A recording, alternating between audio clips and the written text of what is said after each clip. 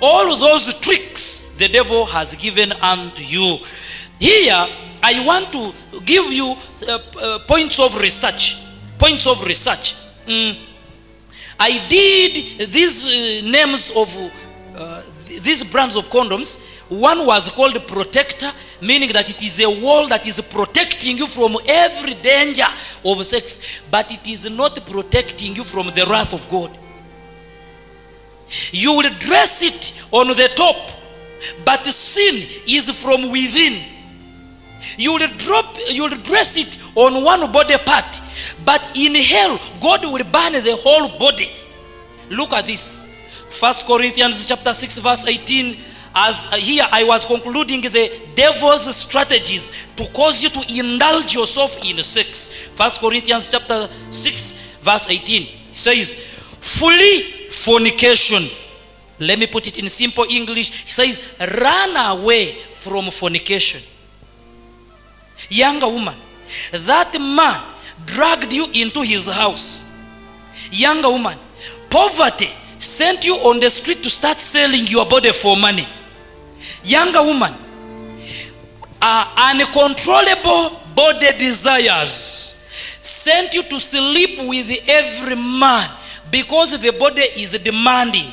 The Bible has said, run away from fornication.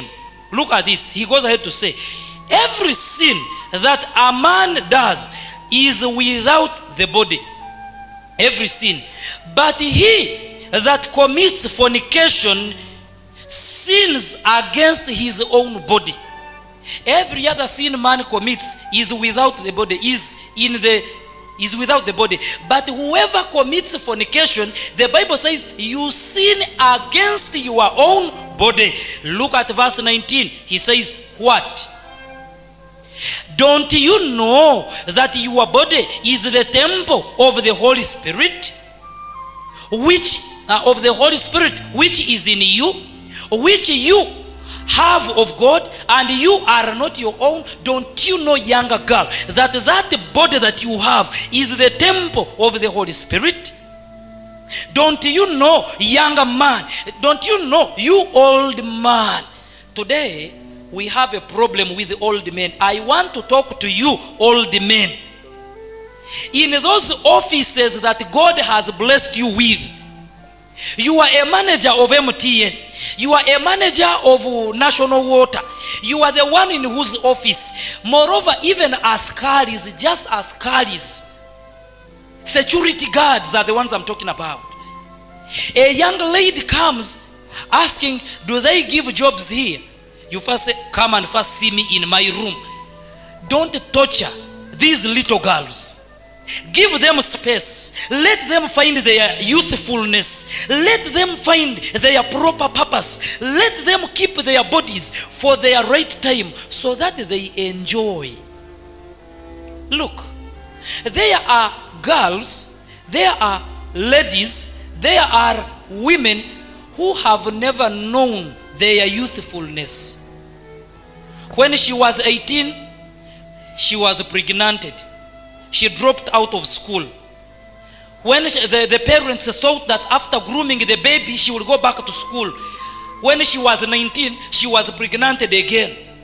She became a woman. From a girl to a woman. She never tasted that stage of being a lovely queen. She never tasted that life of somebody vibing her, dying for her, somebody having a sleepless night for her. No, she never tasted that. She was a girl in senior 3, feeding on super dip and popcorn in senior 3. From there, this merciless man, this merciless askari grabbed her, pregnanted her at 14. Now, from super dip and popcorn, she jumped. She never tasted chips. She never tasted burger. She never tasted pizza. She never tasted an apple. She started posho and beans. Pew! That is the end of you. Now for you, young lady, you still have a chance. Men are still coming for you. Men desire you in marriage, and you are here supplying yourself here, there. Jesus says, he has come to save his people from their sins. How safe is safe sex? Let us come back. God has never condemned or has never stopped people from having sex. No. It is God who planned. It is God who made all the sexual equipments on our bodies. And he knew that sex was a gift that he gave to humanity to enjoy. That designed program of marriage that he put in place, God himself designed it so. God gave to man, actually, marriage is the greatest gift God gave to man. And God made a family to be the small heaven. And in the family, God granted another special gift, which is sex. That a married man and a married woman should enjoy the small heaven, I mean the family, which God has given unto them. God has never stopped people from having sex. But God's anger is kindled when people misuse sex. God is not against sex. God is against sexual misuse. Let me give you one person who misused sex in the Bible. 2 Samuel chapter 11 verse 2 to 5. Sexual misuse and the outcomes. Look at this. And it came to pass, I'm reading from 1 Samuel chapter 11 from verse 2 to 5. And it came to pass in the evening tide that David arose from off his bed and walked upon the roof of the king's house. And from the roof he saw a woman washing herself, and the woman was very beautiful to look upon. Says that one evening David woke up, I think, from the evening sleep, and he was just walking around. I think this house should have been a storage house, call it Kalina. I think as he was walking there, he was able to see afar, next to the riverside, said, what could that be? What could that be? That was David. And when he saw, there is that which we call the little horn. There, be careful. The little horn communicated to David, and that little horn is empowered by the devil himself. The little horn signaled David that you can attack there. That is the devil's empowerment now. The little horn communicated, signaled David that you look, something there. David did an attack. Look at this. Verse 3. And David sent and inquired after the woman, and one said, is not this Bathsheba, the daughter of Eliam, the wife of Uriah the Hittite? Verse 4. And David sent messengers and took her, and she came into him, and he lay with her. For she was purified from her uncleanness, and she returned unto her house. Now David, after he had been empowered by the powers of the little horn, he forgot the God he always served. He went and took somebody's wife. The Bible says, and he slept with her. Look at verse 5. And the woman conceived and sent and told David, and he said, I am with a child. Now Bathsheba gets pregnant out of, now this was adultery. Because David was married, Bathsheba was married. Now, here I'm communicating to the adulterous men. You are here. God has saved you to listen to this message. My brother, I respect you. I don't judge you, but I pass over a warning that when you hear this sound of warning, come. Jesus has a message of hope for us. Come. God's grace is sufficient. Your fornication is not the worst sin. But the worst sin is when you are not ready to repent it off. That is the worst sin. So David sends for Bathsheba, he mistreats her. You understand when I say like that? He mistreats her badly. She's pregnant. David calls for the husband of Bathsheba, killed the husband. You see, I want to show you that sin brings sin. Sin brings sin. That which you are joking with today, old man, it is passing on unto your son. I see you do not wonder why finally Solomon is reported to have 1,000 women. I told you that whatsoever you are doing right now, you are sowing a seed for your sons and daughters to take over.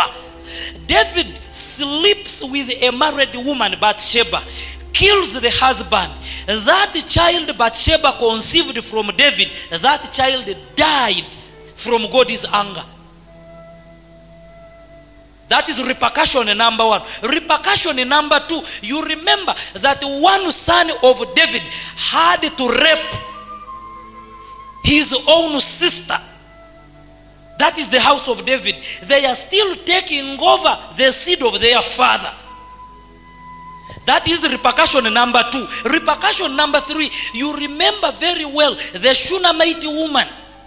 The Shunammite woman had news. I think she read from Bukede that in that corner there is a wise man called Solomon. She said, let me go and I also see the wise man called Solomon. Reaching there, the little horn empowered Solomon, put the woman in the bed. They are taking over the sin of their father. And I'm speaking to you, younger man, younger woman, my old man. I don't judge you, but I pass over warning that thing you have given yourself into, you say, we are enjoying ourselves. You say, let us enjoy a little. I want to tell you, you are sowing a seed for your children to take over. Therefore, what should we do? Those of you who have already produced children out of fornication, those of you who are committing adultery in marriage, here is my counsel. Start a prayer session and pray for your children, for God to break the chains of fornication that are inheriting from you, their father, from you, their mother, that God should break them so that they do not inherit your sinfulness, your restless zips. May God forgive them. Ask God to forgive your skirts, younger woman. Ask God, Jesus' blood, to purify your skirts, so that they don't pass over to your children. Now we have seen about David. Let us go back to the Bible. My Bible says, listen carefully. Now this point, I'm addressing the people who say, you see, I was tempted by the devil. You see, the body tempted me. You see, when I slept, my back was aching and they told me go and do it. You see, when I slept, my nose here was itching and they told me go and do it. Listen carefully. Who tempted you to go and indulge yourself in sexual misuses? Look at this. Look at this. Verse chapter 1, James chapter 1, verse 13 says, let no man, when he is tempted, say, I am tempted of God. For God cannot tempt man, and God is not tempted by man. God cannot tempt any man, and God cannot be tempted by any man. So, whenever you sin, it is God has no hand in it. No. Now you are saying that the devil tempted me. Let us read and we see if it is the devil that tempted you. Let us read verse 14. But every man is tempted when he is drawn of his own lusts and enticed. It is not the devil who tempts you to fornication. No. It is not the devil who tempts you to sexual misuse. No. The Bible is very clear, James chapter 1 verse 14, that you are tempted by your own lusts and you are enticed to go and misuse your body. Verse 15, it says, then when lust has conceived, it bringeth forth sin, and sin, when it is finished, it bringeth forth death. Now you started with lust. you fell into fornication. The Bible says that when sin has conceived, it bringeth forth death. Now, your sin has killed you. You remember that David's sin killed Uriah. David's sin killed his son, whom he begat in Bathsheba. What we are talking about is the message the world fears to speak. Everybody thinks they are too holy, they can't talk about sex, yet the churches are perishing in sex. Let me give you an example here. 1 Corinthians chapter 5. Look at this. Chapter 5 says, it is reported commonly that there is fornication among you, such as is not reported among the Gentiles, that one should have his father's wife. Now this is inside the church. It says that it has been reported among you Christians. It has been reported among you people who confess that you love God, that in you are cases of fornication, more cases than the people who do not confess Christ are facing. Yet the religious leaders are becoming too holy to come out and educate the world about sex. Let me show you this. Today, every dress code is designed to call people, to invite people for sex. They will make a very long dress and put a very big slit up to the thigh here, to the topmost. That is, and moreover, I'm told that the slit in front has been called that boys enter me. That is the information. Me, I'm a person who gathers information and I make use of information. The slit in front, I hear it is called boys enter me. They will make another short skirt but with a slit here behind, and I'm told the slit behind is called boys follow me. So everywhere this young lady is walking, she goes asking boys enter me, she goes asking boys follow me. Where will you survive to be misused? Let us dress modestly. Let us dress for the grace of God. It is written, 1 Corinthians chapter 10 verse 31. What does it say? That therefore, whether you eat or you drink or whatsoever you do, do it for the glory of God. So young lady, gentleman, when you dress up, don't dress up to look sexy. That is the mistake you make.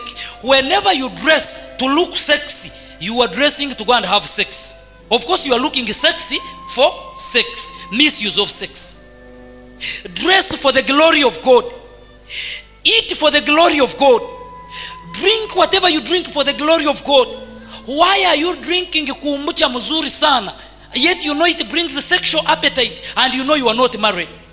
You are drinking every those sexual boosters, you know you are not married. The devil is already putting you in his position to indulge you in sex misuses. We have talked about dressing. In churches, people don't dress to look sexy. No, you dress for God's glory. In marketplaces and in public places, gentlemen, dress not to entice these sisters, but rather to keep them in the spirit, for them to preserve their bodies as a living sacrifice unto the Lord. This is sex education. We are saying how to have safe sex. All right. Let us now conclude by showing how we can have safe sex. Let us read from Genesis. Look at this. How can we have safe sex? How? Look. The Bible says, and Adam knew his wife Eve, and she conceived and bare Cain, and said, I have gotten a man from the Lord. The Bible says Adam slept with his wife. Adam had sex with his wife. The Bible is comfortable to announce the sex case in the Bible. Adam had sex with his wife and they produced a son, and they were very happy. They said, hello, we have received a baby boy. But what were the results of your sex? When you announced you were pregnant, the man said, in our clan we don't produce. You see? No, he was not your husband. she was not your wife. Here the Bible introduces Adam having sex with the wife Eve, and they had a child, and they were very happy to receive this gift of a child. How do we have safe sex? This is the only way we have safe sex. Look at this. Young man, go and start a dating relationship with that lady who has captured your attention. I'm planning to teach dating and courtship in our next messages. I'm planning to teach that one. How do we do dating? How do we do courtship? Follow. I will be teaching those things. Date very well. After you have confirmed the person who makes your heart to beat and to feel like your heart is really, I'm talking about that Princess Charming whom you look at and you feel like all your problems are committing suicide. Something is dying inside you. Enter into a courtship relationship. Bond. Understand the lady, the younger lady, understand the man.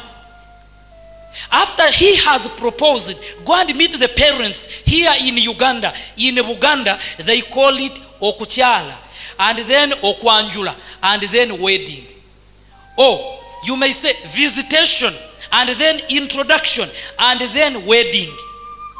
Now, when you have entered that wedding, when you have never tested that woman, ladies and gentlemen, how dare you sleep with the girl you are intending to marry? Why?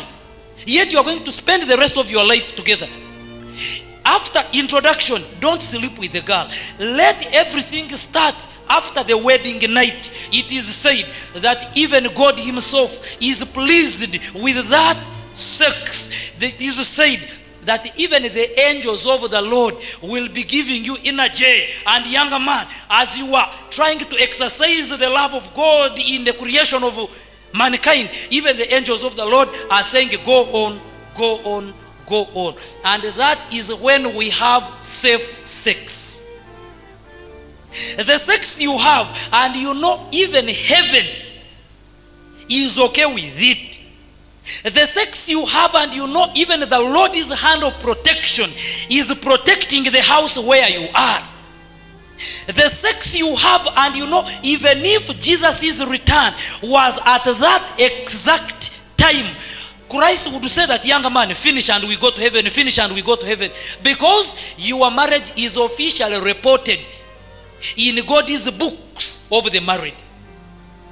But you people who go around sleeping with everybody you find, because you have big hips, because you have a nice face, because, younger man, you have 6 packs, hell will burn those 6 packs. I'm not judging you, but I'm calling you for repentance. Before we reach the final stage of hell, I'm calling you for repentance. I want to ask the Lord to forgive us wherever we have gone wrong. I want to call upon young men and younger women that we may all repent of wherever we have stumbled with our bodies. The book of Romans chapter 12 verse 1, Romans 12:1 reads and says, I beseech you therefore, brethren, by the mercies of God, that you present your bodies a living sacrifice, holy and acceptable unto God, which is your reasonable service. Paul writes to the Romans, and Paul is writing to you, my fellow beloved viewers, and he says, I beg you, younger brothers and sisters, by the mercies of God, protect your bodies. Present your bodies holy and acceptable as a living sacrifice. Keep your bodies pure. Our next message is teaching about virginity. It says virginity is dignity. Wait for that message and you learn more that which pertains purity of the body and purity of the mind and soul. May God bless you all. May this education add a block in your path of righteousness.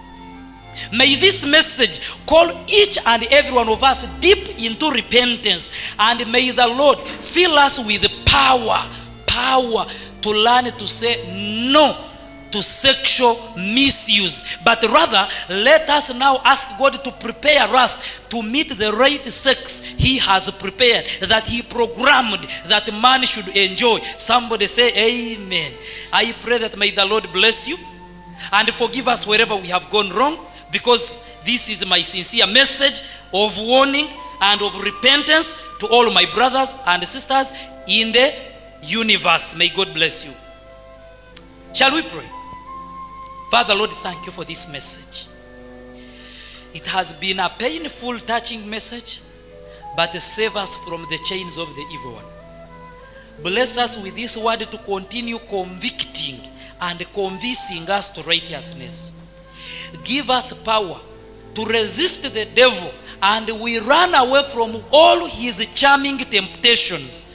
Save us by your grace, because we are prayed in Jesus' mighty name. Somebody say amen. I love you, dear friends.